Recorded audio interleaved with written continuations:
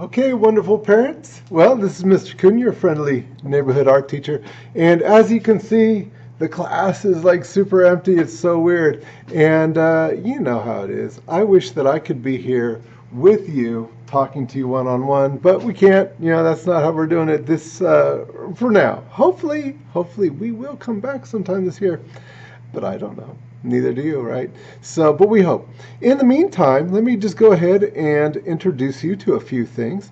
So, first off, here's the syllabus, and it talks about the availability of the class codes. I suppose that's the most important thing to you, and it's available upon request. You can just email me through the school's website, and I'm very easy to get a hold of. Of course, it's rcoon@portervilleschools.org, just like everybody else.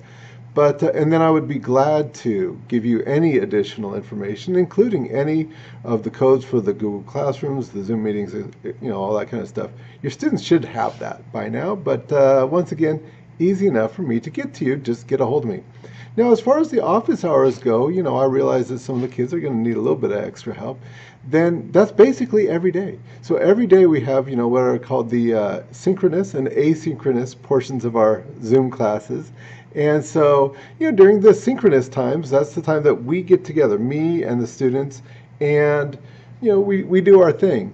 The asynchronous part of the day is, after I cut them loose to go do whatever work that I've assigned them, then they have a little bit of chance to go ahead and talk to me one-on-one so they can get a hold of me. I'm very easy to get a hold of.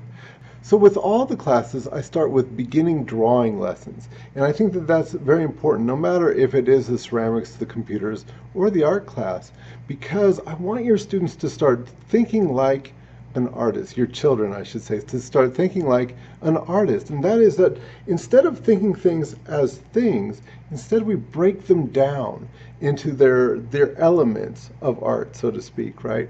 And so if you look at something as a thing, then it could be really difficult. But if you think of something as just a series of parts, as lines, shapes, forms, that kind of thing, then it becomes much easier to create really fantastic artwork.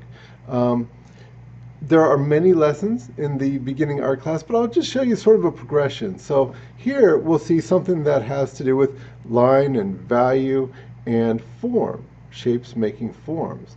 Now, of course, we would progress from there to something like this, where we're taking that understanding that we've gotten and to be able to make things with these abstract ideas. In fact, eventually, and in the not too distant future, I want them to be able to do stuff like this. And I'm not saying copy this picture. No, I'm saying that they should be able to set up a glass, put something, rather complex in it, and be able to record what they see. See, breaking it down into its consummate parts. And that's going to help them with everything they do. Now, the computer class, that's kind of a special one because normally we'd be using 3ds Max. And as you can see here, in the lessons, we're able to take something that looks very complicated, right? And break it down into its consummate parts, once again, and then from there use that tool to do wonderful things, building up little by little, starting with simple set design, going to animation, sound, and beyond. But this year is going to be a little bit different because that is a high-end program. That's a professional level program that you probably don't have the ability to run in your home with whatever home computer you have. It's a nice thing about having a school. But what we're going to do is I'm going to be exploring other ones. Like here is an alternate program from Autodesk that might be usable on the various Chromebooks and other devices.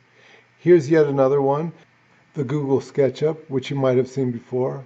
But beyond that, I'm going to be looking towards my students. Maybe it's time for the teacher to become the student, so to speak, in that many of the kids use various apps that on their phones and that are widely available on a Chromebook or some less powerful device like that. And so I'm going to be very willing to explore with them what they can do.